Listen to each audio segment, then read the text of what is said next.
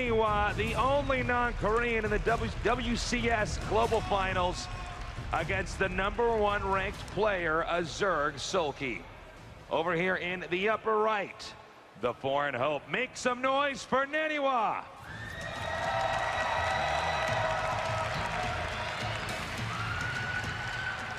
His opponent down here in the bottom left, looking invincible. Make some noise for Soulkey.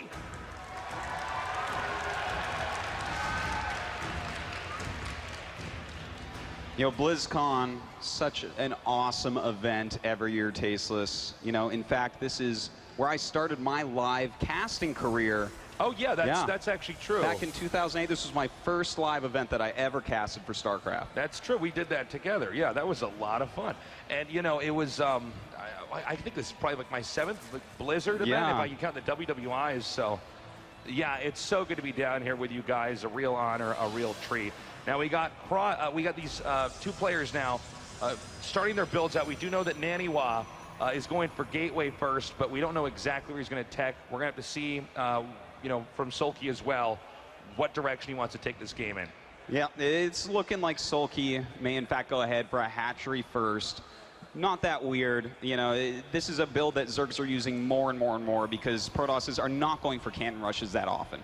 Yeah, not as much anymore. You know, when you have maps that have been around for long enough, then the cannon rushes become much less likely. Right, so it looks like Naniwa going to go ahead and get his pylon ready for a fast expansion down there at the natural as well. And this is pretty much what you'd expect to see out of Naniwa.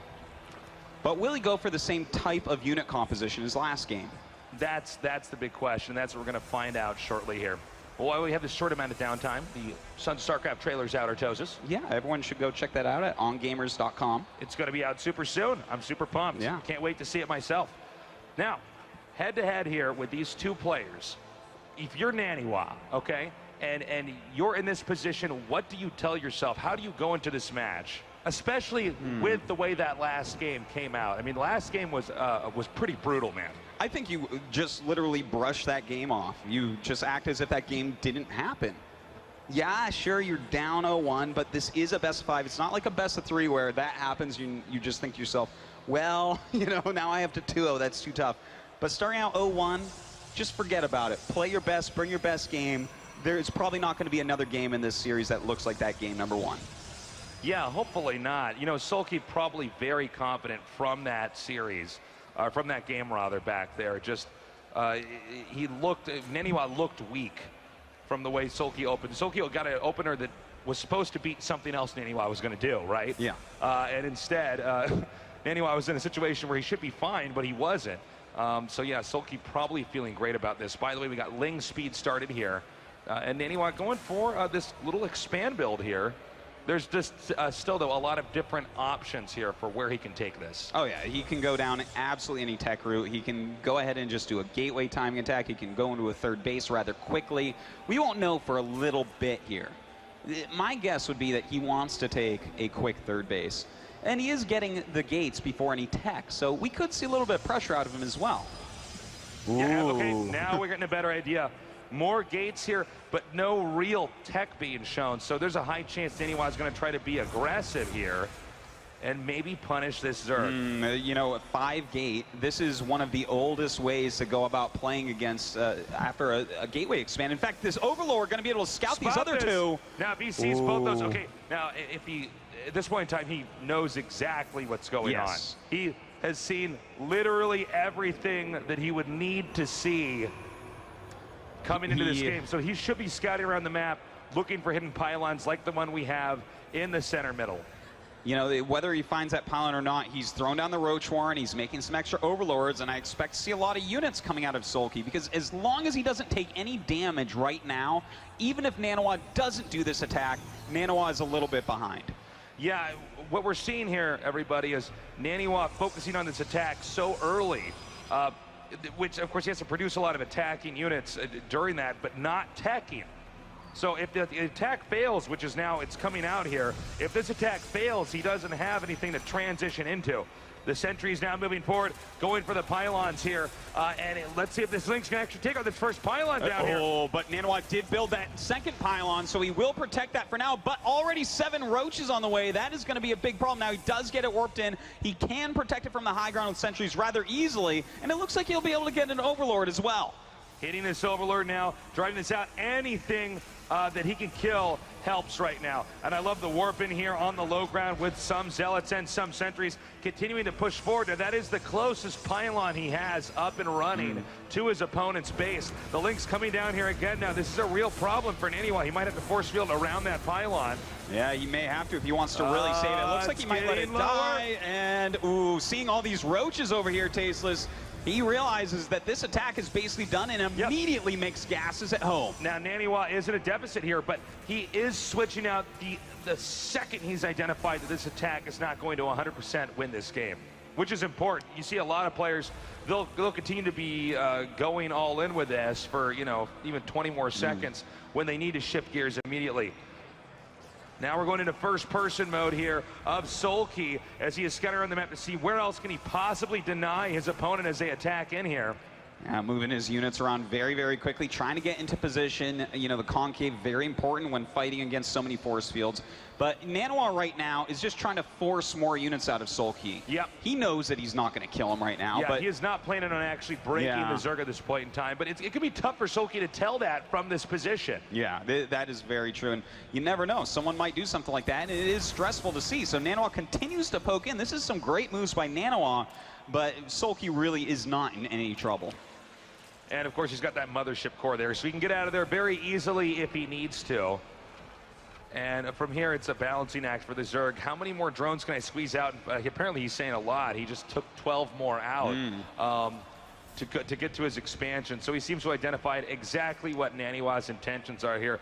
We're getting close to where the supply spike is going to start to happen for the Zerg, and the Zerg will far surpass the Protoss. But Naniwa going to try to slip down here in a surprise move. Well, he's trying to get something done here. Some Zerglings do make it around, kill 1 sentry so far, and he's having to use a lot of force fields to do this, which means he will have to warp out eventually. Yeah, he's doing some damage here. Now, another nice force field. He's going to snipe that queen. He's just angling this just well enough that he's not quite having to ever full-on engage this army. Wow, this is almost perfectly executed, Tasteless. Look at the amount of damage he's getting done, and he will get out of there. That was so well done. Oh my God, he's only lost 1 sentry. That's not supposed to work, by the way. No, that was fantastic. I thought that was a suicide mission back there. But no, he got in there, took out some queens, a lot of that Zerg army, drove the drones out, did the damage, and got back home. The most important thing, he lost only 1 sentry during all that. Of course, a lot of sentry energy, but behind this, he's getting +1 in blink. He's gone up to 7 gates. He's getting that robotics, and even adding some cannons to stop counterattacks. Naniwa is going for that 2-base blink stalker all in. I love this beautiful transition. Get in there, do that damage, and plan B now.